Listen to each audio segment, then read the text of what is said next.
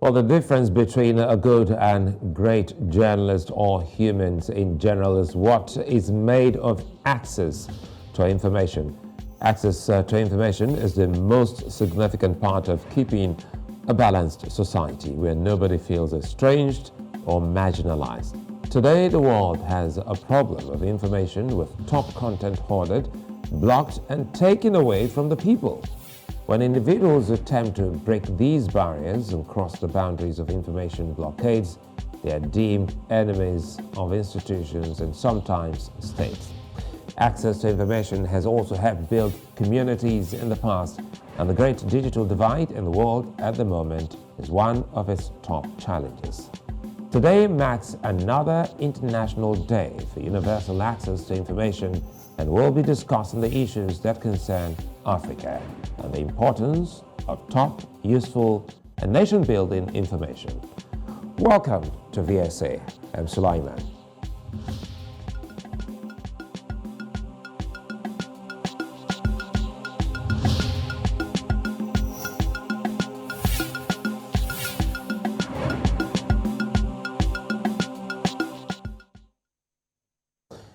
September 28 every year is the International Day for Universal Access to Information. It's a day set aside by the United Nations to drive home the need for access to information and to celebrate the progress enjoyed. The theme of the 2022 edition of this event is Artificial Intelligence, E-Governance and Access to Information. Across Africa, access to information and data has helped build communities and also helped them to make better decisions. The lack of or inadequacy of information has also seen communities suffer as they repeat old mistakes. Universal access to information is a right that's considered integral in the freedom of expression.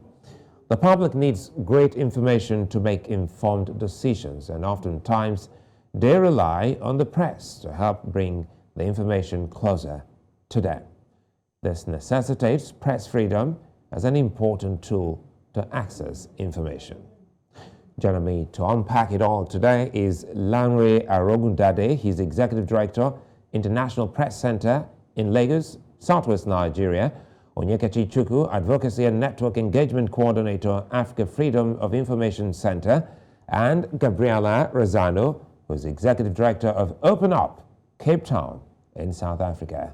Ladies and gentlemen, good to see you both, and thanks for your time. Now, I recall the last time. Let's start with you, Gabriella. What can you tell us about the day? The last time we had Lanre Arogundade and some few other journalists speak to us. That was in the 2021, edition. But here we are again. Has anything changed, Gabriella? Well, a lot changes and a lot stays the same.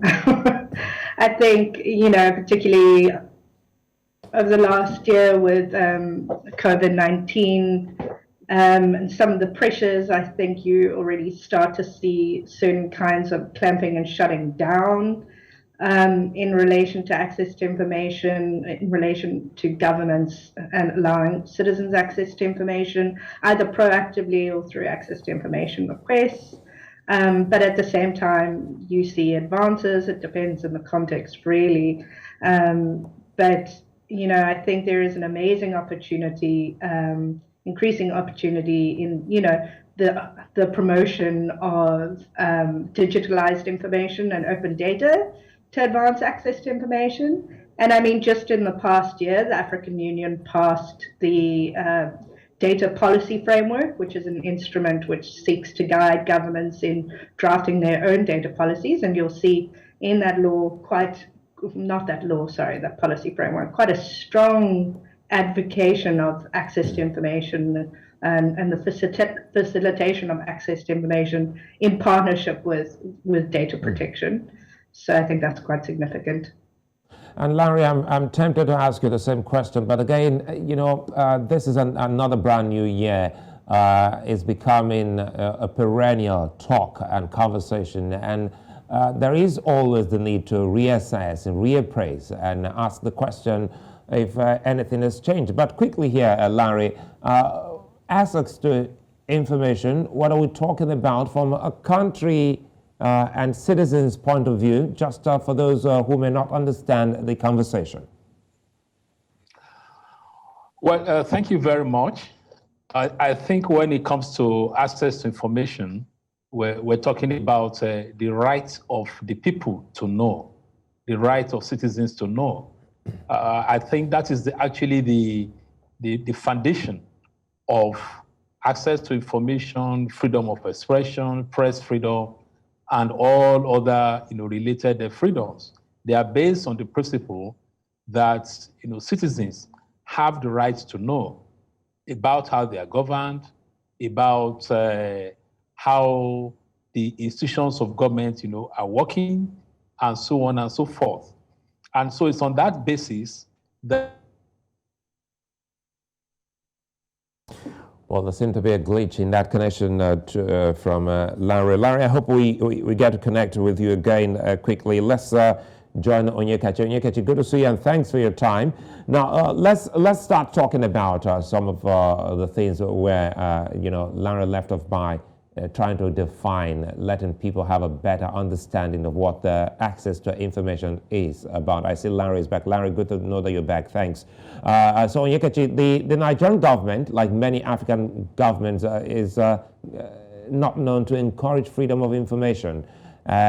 This once we thought was a Nigerian thing, but we realize that many other countries across the continent are going through the same crisis. How has it been accessing information, Onyekachi?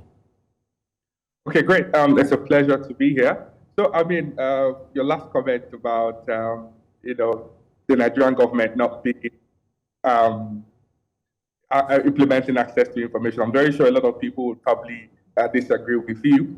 Since 2011, when Nigeria, of course, enacted its own Freedom of Information Act, its implementation it has been slow, partly because I always say two reasons. First is because there's a very, very little or no understanding in terms of what access to information really means. Because it's one thing to have, a very great policy, very great legal frameworks, but then if people have zero understanding about what those provisions are, it makes them very difficult, for people who are supposed to comply with those provisions to do so. So I think first and foremost, in terms of implementation, the very first thing is that there's very little knowledge about access to information. There are very few people that even know that Nigeria has, the Freedom of Information Act. And you would be really surprised. These are very enlightened people, to say the least. So for me personally, I would say the implementation is slow, but then it's gradual in the sense that a lot of public institutions are slowly complying in terms of when you make freedom of information requests. Rankings that have been conducted by various civil societies in terms of checking compliance of access to information, the compliance to the Freedom of Information Act, I would also tell you that the compliance is very slow, very low as well, even at the federal level, surprisingly.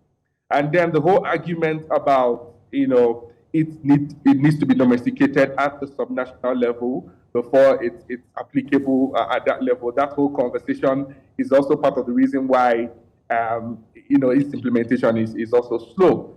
But then civil societies, journalists, and a few individuals have been testing the act by making requests to implementing agencies. You could also see a lot of civil societies like the likes of SERAP, the likes of Media Rights Agenda, having litigations here and there, for public institutions refusing to, disclose information. So in terms of its implementation, I would say it's pretty slow, but then it's partly because people don't really understand what access to information is.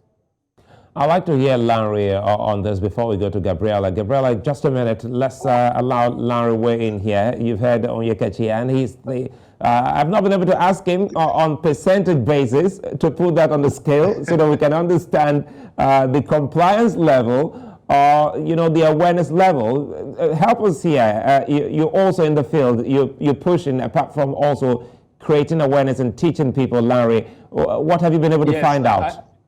Okay, thank you. I hope you can hear me better. Yeah, now. I can. Well, I agree with Onyekachi that the awareness is low, and that has affected the level of compliance. But I felt that he should have also talked about the fact that even at the level of the states, at the level of government, we've not had people who are also in government who are supposed to provide this information also lack the capacity, they lack the knowledge of the act itself. In terms of progress, the good thing that has happened is that in Nigeria, the Office of the Attorney General and the Minister of Justice that provides oversight over the FOI Act based on the provisions of Section 29 has actually issued practice guidelines which have gone to all the ministries and agencies of government. And a number of them are also engaged in capacity building because we discovered that even when officials, public officials in the ministries and agencies are designated as FOI officials, they themselves even lack knowledge of the act itself. So perhaps what we should be looking at is having more capacity building for these officials to understand what it means to proactively disclose information.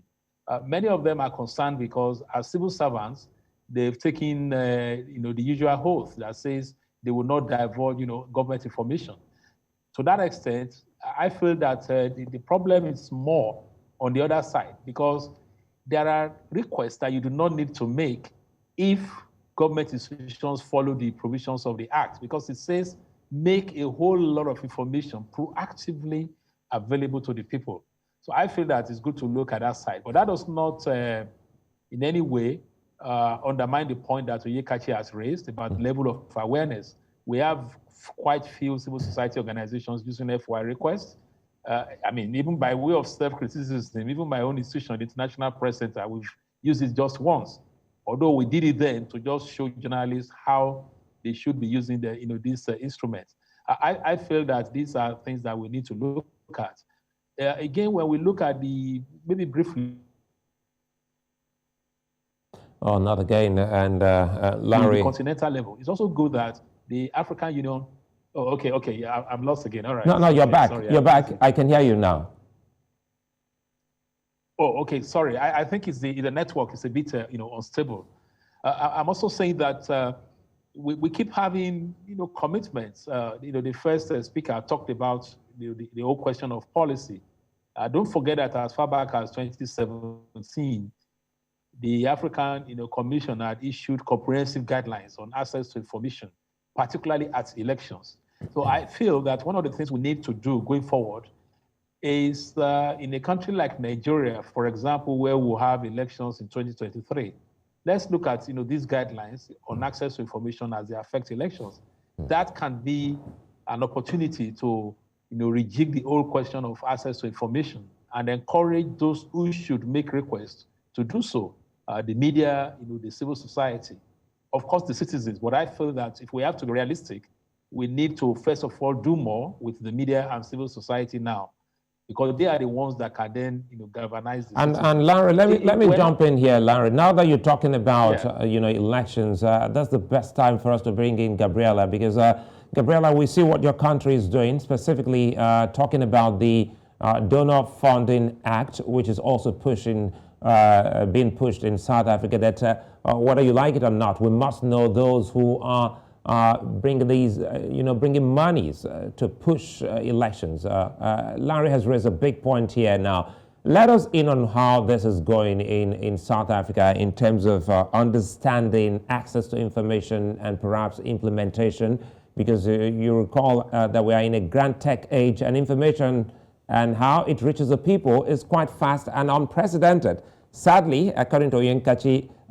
it is grinding slowly. Gabriella.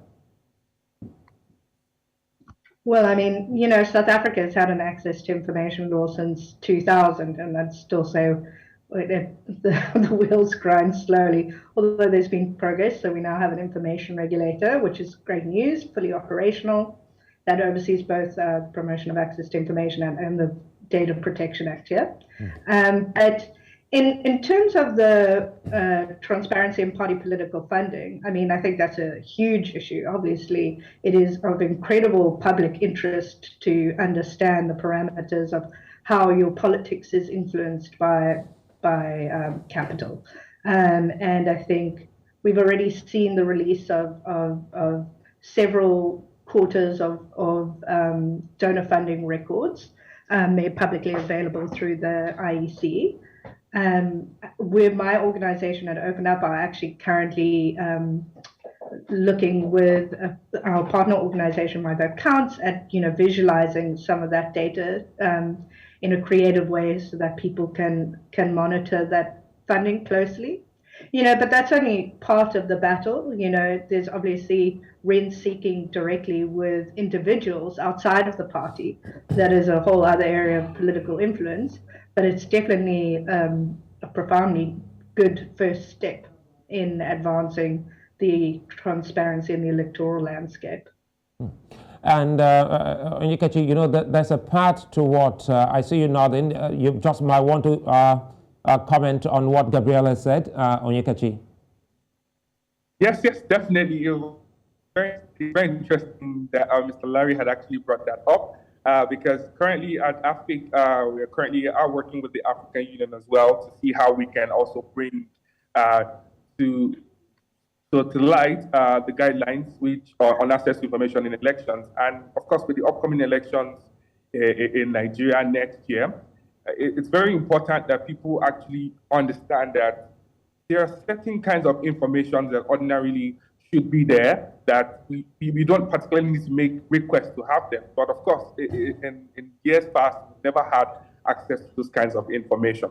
It might interest you to know that we have only 26 countries in Africa that actually have some sort of Access to Information Act or any sort of bill that sort of gives or mandates, citizens to make requests to access information. It's really so weird that we call this public information, but then we have to actually ask for them before they are made available. So in terms of access to information in elections, this is a very interesting time for countries who are preparing for election, including Nigeria next year. This provides a very good opportunity to actually highlight these guidelines, speak more about it, for people to actually have a clear understanding of these provisions. So I mean, I definitely agree with Mr. Lanre when he says the government people also lack that capacity. Definitely agree with you on that part. But I think it's also important that people understand first what they're supposed to request for, because I feel most of the time when you do not have an idea of a question to ask, you're just put in a room. Even if you're sitting in a room with the president, with the governor, you can't even ask the right questions because you do not even know the ways to go about it. So I think first and foremost, it's important that awareness is also created, and Nigerians also understand that there are guidelines that actually allows you, Nigeria being a member of the African Union, is also mandated to work with those guidelines to make requests regarding the upcoming elections. How much is INEC spending? What are they spending it on? What kinds of machines have they procured? Those kinds of information. What kinds of monies is being disbursed by the electorate. Talks about assets and all that. So all of those kinds of information, it's important that we as Nigerians know this particular rights and have and understand the ways, understand the guidelines to actually make those kinds of requests. And Lanre, this comes back to you, understanding, training, and listening to Onyekachi.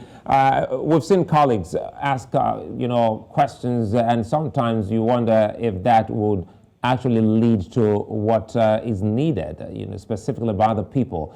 Now, you say you've been able to put this to test in form of training, so that some of our colleagues will understand that first, there exists a law, and secondly, it does work. But how well do you think people understand that this is a workable act? Well, I will be honest. I think I would say that the people are not really that aware the awareness, well, probably they have information. They have the knowledge that there's a Freedom of Information Act. People have heard about it. But in terms of what the act empowers them to do as citizens, many Nigerians are definitely not, aware. For me, that is a major, problem, because we sometimes work with communities, for example, and we tell them in the local communities that they have a right to ask questions, from their local government, chairman, that there is a law, and they're asking, questions about, what this law is all about, which means that we have to look at a situation where there has to be political will on the part of government to popularize this law, to produce it in large quantities. It could even make it available at the level of schools, because as we speak, for students of mass communication and journalism, it's only when they come out and they attend some of the programs by civil society groups like us that they are even aware about these acts. I feel that we need to do more engagements with the Office of the Attorney General and Minister of Justice, which is the oversight office on this act, to look at what can be done to at least popularize it. I feel that if both government and civil society and the media are jointly talking about the FOI, it's likely to increase that awareness. But be that as it may, where civil societies come out. So if we, like Onyekachi is saying, this election provides an opportunity, and because everybody is interested in elections now, everybody wants to know what will happen. You've seen young people being passionate about these elections. If we are able to inject FOI, access to information at elections, into the conversation, ensure that it features in debates for the presidential candidates, for the governorship candidates, that way citizens will connect with it. They will see a relationship between access to information and the delivery of what we call in Nigeria the dividends of democracy. It's all about thinking out of the box now on how we can quickly raise the level of awareness that is very, very important, so that when citizens begin to ask for this information, what we'll now be looking at is whether those in government are providing that information. Yeah, definitely we have some level of compliance. We have agencies of government, even interesting agencies like the Electricity Commission, for example, that for long had actually complied and put it on their websites that they are part of access to information, they would obey FOI requests and so on. Again, how many citizens go online for such purposes? So the truth is, when it comes to the level of the people, we do have a lot of work to do. But my attitude is never to be discouraged. In any case, don't forget that it took us almost 12 years to get to the point where we even have these acts in Nigeria. And certainly it will not be easy to create the kind of awareness that we need. But it's all about bringing some ingenuity into the process to see how we can really make this a public interest issue, especially now that we have elections. So we're staying on this, talking about more information, leading up to awareness. Gabriella, there's a part to what the people make of the access to information, and this is important to listen to all three of you. Help us. How can the press or civil society influence the reactions of people to information? Well, I mean, I think, obviously in most of our countries, the press are already great advocates for access to information just by the very nature of what they do. And I think, for instance, my organization, I think you cannot underestimate how powerful active citizenship can be and how greatly enhanced that active citizenship can be through access to information, and using either the law or other mechanisms for advancing information. But I do think you need to appreciate the fact that, on top of challenges and just general awareness about maybe how to use an access to information law, maybe how to access different forms of government data, there are huge structural impediments to most people to, participating politically. they're just trying to get food on the table, and trying to get to their jobs. And I think there is an immense role to play for civil society and the media to, as much as possible, grease the wheels for people to minimize the obstructions that they may have to trying to enact those rights or give effect to those rights. Then I think that means, considering the particular contexts of the different communities that you're working in, and appreciating those kinds of impediments. I'm thinking, we've just completed some work in a community in the Western Cape called Wittenberg, where we worked with the community group there on data collection. So in other words, not using an access to information law to, get access to government data through that mechanism, but actually, capacitating communities to generate their own data about community needs. And already that's been, I think that the community collected that data. The community is about 150,000 people in total. Collected that data a couple of weeks ago, and have already used the increased information to lobby with their municipal authorities and health and their mayor to advance health in the region, getting 10 extra hospital beds for their community, a new ambulance, a doctor in their emergency room, and a ward for mentally ill patients. So, I mean, there are incredible dividends that can be realized by active citizens. But I think both as civil society and media, we need to do our best to minimize the obstructions for people because, life is hard. Gabriella, Onyekachi, and Lanre, we'll take a moment. When we come back, we'll dig in deep because it all comes with a price in seeking and digging deep and even asking, and the protection of those asking, specifically the journalists, is important. That's when we come back.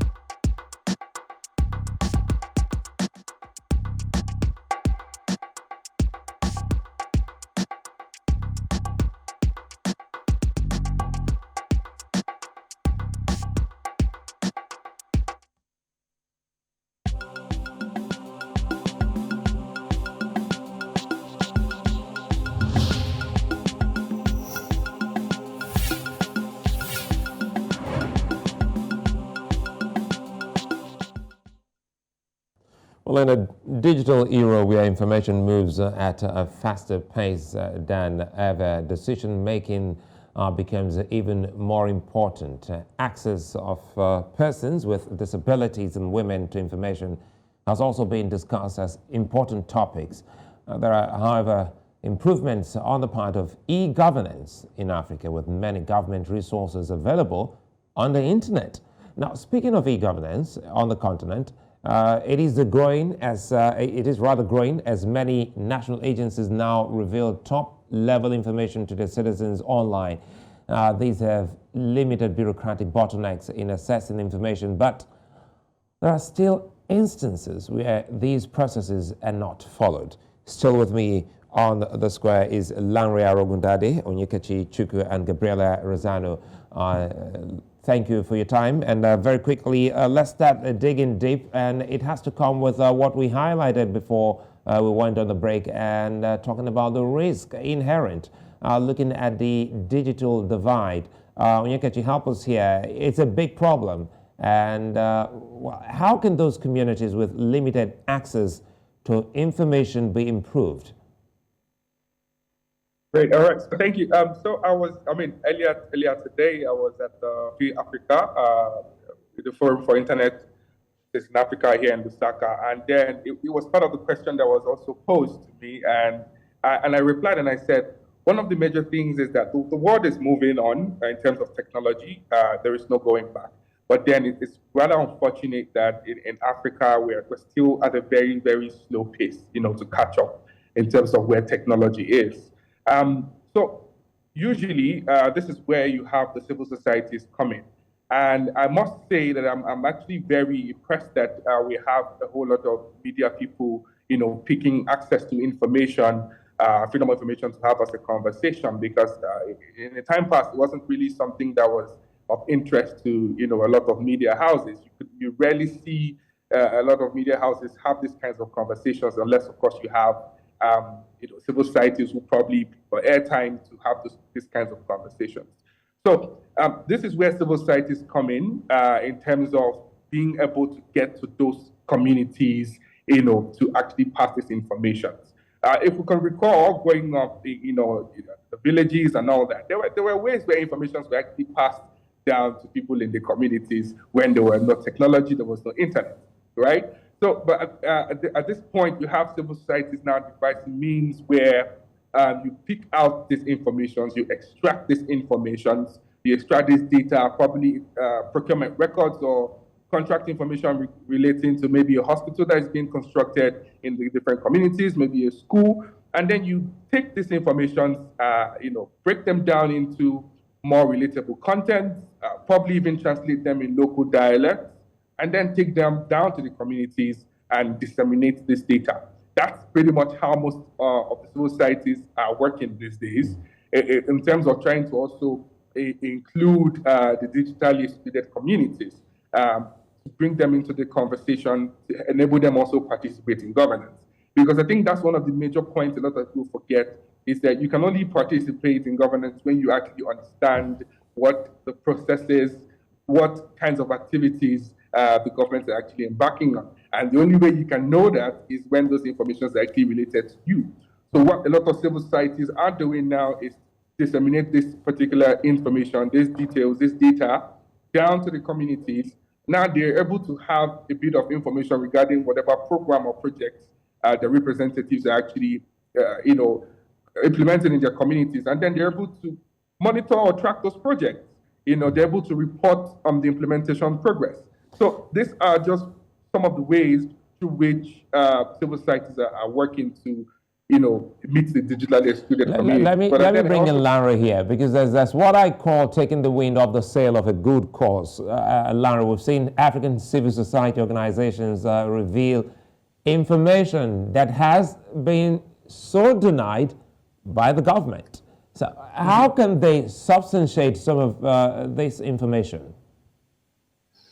Well, I think that the good thing is that we also have some level of literacy at the level of fact checking that's developing interest in there, and where you have conflict between the information from government and the civil society. What we need to do is to encourage citizens to find means of cross-checking this information to actually know the truth.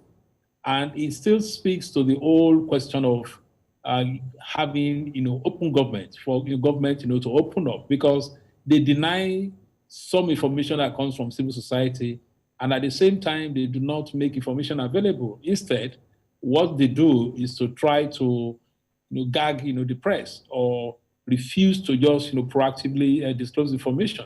It's ironic in this sense that what we call ministries of information, or the ministers of information, spend more time looking at how to curtail the civic space, to deny people access. So if you are saying that the information coming from the civil society is not the truth, then the obligation is on you to provide that information.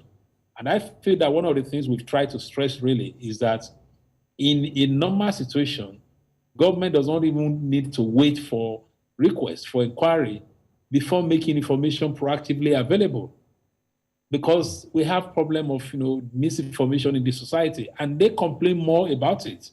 Every now and then they come around and say this information is not true, that information is not true. Then if you have the truthful information, make that information available. That is just the bottom line, because there will be no end to this. And the only reason why you may have information that is not correct is because the credible information is not forthcoming. What I feel we need to also do is to encourage the civil society and the media to do more of verification of their information, verification of their facts. As bad as things are, there are government institutions that the information they provide is quite reliable. Here in Nigeria, for example, you talk about the Bureau of the Nigeria Bureau of Statistics. They often provide information that speaks to the state of the economy. In some other areas, when you're looking at maybe the oil sector and so on, you have independent organizations like the Nigerian Extractive Transparency Initiative, NIT, Extractive Industries Transparency Initiative, whose information can also be very, very useful, because it's a big challenge that we're facing. And like you started by saying, here we are again. Have we really made any progress? Sometimes it's difficult to say that you've made progress, because you keep having all these policies that negate the very principles of instruments to which some of our countries are signatories. And the whole question of access to information, we're all part of it. The African Charter on Peoples and Human Rights is a domesticated law in Nigeria, and it has a whole lot of provisions about access to information. And that's what I keep saying, that coming back to the issue of citizens, which Onyekachi was talking about, it will be good on a day like this, when we're talking of access to information for the media, and this could be what we'll be doing next time around, to bring the citizens to this conversation, and let them talk about what they understand about information. How are they getting information? I think that's a big point which we must look into. And quite frankly, I think some of the key issues you raised, that hovers around not waiting until people debunk an issue before you speak up. A case in point is that of President Buhari. The issue happening in southwest of Nigeria, Ondo State specifically, where the governor has said, yes, you arming people in other states, I will arm my own people. It took the president until a day as the International Day for Access to Information to speak, to say, look, this is untrue. Well, let's bring in Gabriella here. Gabriella, we've seen persecution of journalists, and this is really the sad part. Persecution of journalists who reveal some information, with Pegasus even being used to hack and monitor some of them. When does access or accessing information become dangerous? Well, I mean, I don't think you can talk about Access to Information Day and talk about media freedom without also talking about the plight of whistleblowers more generally, and the essential role whistleblowers play in, the advancement of good governance and transparency, and still the almost unprecedented risks that they take in disclosing that information. I think it's still an issue in a number of countries, and definitely still an issue in South Africa, even though we have forms of protection for whistleblowers, like the Protected Disclosures Act.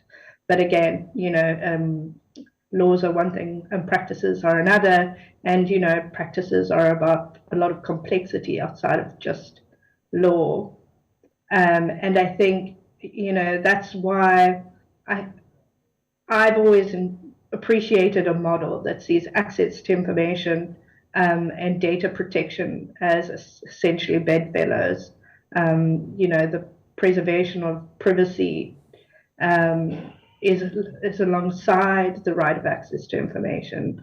South Africa's model, which sees our information regulator having both oversight of our data protection law and our access to information law, to me, it makes a lot of sense in terms of, in principle, how important these rights are to working together. But, like we said earlier, all rights are interconnected and interdependent. And both of those rights are very fundamental to creating an environment of good governance. So, yeah.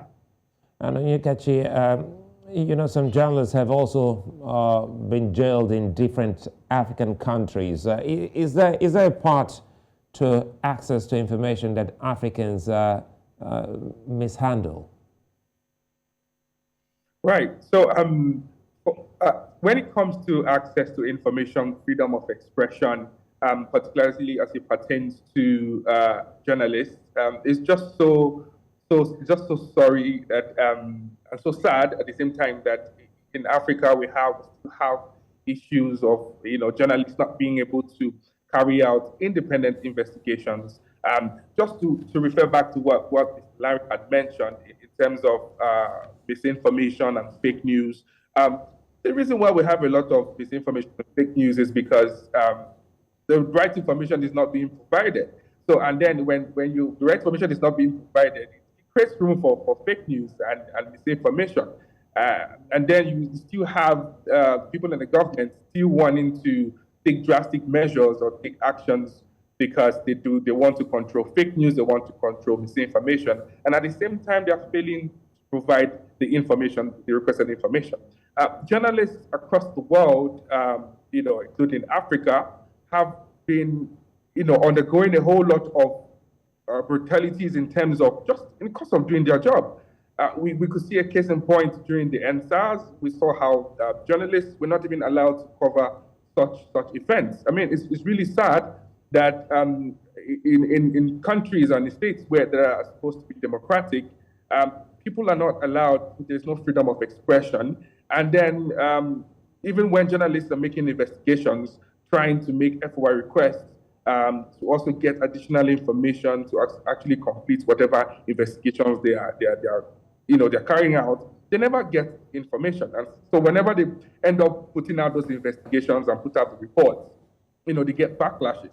But at the same time, you fail to provide the requested information to them. So it is very important at this point that this becomes a very, very relevant conversation, because there's literally no sector that wants to work or wants to perform without any form of information, really. And it's on both ends, the same way you have the people in the government coming to tell you what kinds of programs and projects that they are undertaking. At some point, if those informations are actually out there in the open, you don't necessarily need to rent a whole TV station for hours and show us all the great things you're doing. Ordinarily, the citizens would already have access to those things. They already know how good or your track record and how well or how bad you're performing. But in situations where those informations are not actually there, then they are forced to sort of control or want to be in control of the narrative. But then if we are to progress as a democratic nation that we are, it's very, very important that citizens are actually allowed, particularly journalists, to actually do their job and not, being afraid of feeling endangered in any way. Okay, let me bring in Lanre now that we get into an anchor point here. Lanre, if you will, how can the government and citizens collaborate along the line of access to information? How can government and citizens collaborate? Well, against the background of what Onyekachi was talking about. I'm tempted to scratch that and ask, why did you chuckle, Lanre? Well, I chuckled because I find it a difficult question to answer, because we all know the whole battle by government to curtail information, go after those who are providing information, issuing all kind of threats, and you are saying how can government and citizens? Well, but it's actually possible if the media and civil society encourage the citizens, create the awareness, the knowledge, and empower the citizens with that knowledge that they can actually take their leaders to account. We may not be able to achieve this at all levels of government, maybe at the national level, but I feel that at local levels, because sometimes we need to start where things are possible. And I can give an example of one or two things which we have done. Which essentially at a time in Lagos, we worked with about 18 communities. It was deliberate. And we went to them and said, look, what are your issues? What are your problems? And then they talked about them. And we said, put this together, call it, a community charter. And all the communities did. And then we said, prioritize the problems, which are the ones that they address and so on. After they had done that, because we are media, we then facilitated engagement between them and the local government chairman. Now, these were not political gatherings. This was not a town hall meeting, which they were calling. We were the ones kind of facilitating this town hall meeting. And at those meetings, I remember one of the local governments in Lagos State where the local government chairman or his representative came and listed the things they've done. And then the people now said, these communities we are talking about cannot be the communities where we live. It became kind of, heated. But at the end of the day, they agreed that they would go there to look at what is on ground. That probably the contractors were not delivering. That's why, the people are complaining. So such mechanisms, we need to develop that.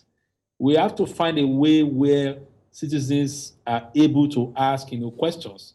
And hopefully in that kind of process, those in government can then know that they need to work, with citizens. Because obviously in the example which I cited, there was information disconnect between the citizen and government.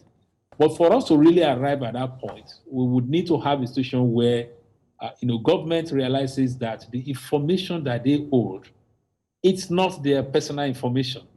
It's information in public trust. They are there to represent, the people. So they cannot. Sorry to cut you there. Let me quickly bring in Gabriella because we're almost out of time. Apologies, there's Larry and, and Gabriella. Okay, Gabriella, help us here. How can African governments enable greater press freedom and access to information? If you can help us, so that we can round off. Minimum, you comply with your constitutional and legislative obligations, but that's just the starting point. I think, connected to the questions around digital government and e-government as well, I think governments need to design their approach to citizens with the citizen at the heart of it. And that means understanding questions of accessibility, appreciating questions of the digital divide, and adapting your processes to meet the needs of those people who you are there to service. And I think, for instance, in South Africa, our access to information law has a presumption of openness, and that presumption of openness exists for a very good reason, that is the foundation of good government. But I think there are a lot of ways that communities and government can collaborate. I think there are productive ways that public participation can be enacted in local contexts, I see in particular. And I think it just needs to be considered a political priority. And I think you can't look at the state of, procurement in South Africa or the state of service provision and not realize that there's something inadequate, and a lot of that inadequacy is a disconnect between citizens and their government, which can fundamentally be repaired by provisioning access to information, both through proactive disclosure of information and facilitating the existing laws and regulations that exist. I think it's a fine place for us to leave it here, but one thing here is what you've all said, the citizens must also be brought to this. And I think, Larry, we should also find a common ground where we can, from time to time, maybe quarterly, bring this conversation so that people can get better aware. Gabriella, you also will be looking to reaching out to you, as well as Onyekachi. The citizens on the continent, they need more, a whole lot to be done, specifically as Nigeria is going into another election, and South Africa should be looking at doing something bigger in 2024. So I'd like to say many thanks for being such a nice company, Lanre, Arogundade. Liberia is going to election next year. We have a number of elections coming up. Absolutely. So we'll keep it burning. We must make this a normal conversation and not a yearly conversation that we bring up all the time. So Onyekachi, Chukwu, thank you for your time. And of course, Gabriella, Razzano, it's good to see you. And for Africans watching, you can get a catch up on what you missed out by going to our YouTube channel. I'm Sulaiman. Bye-bye.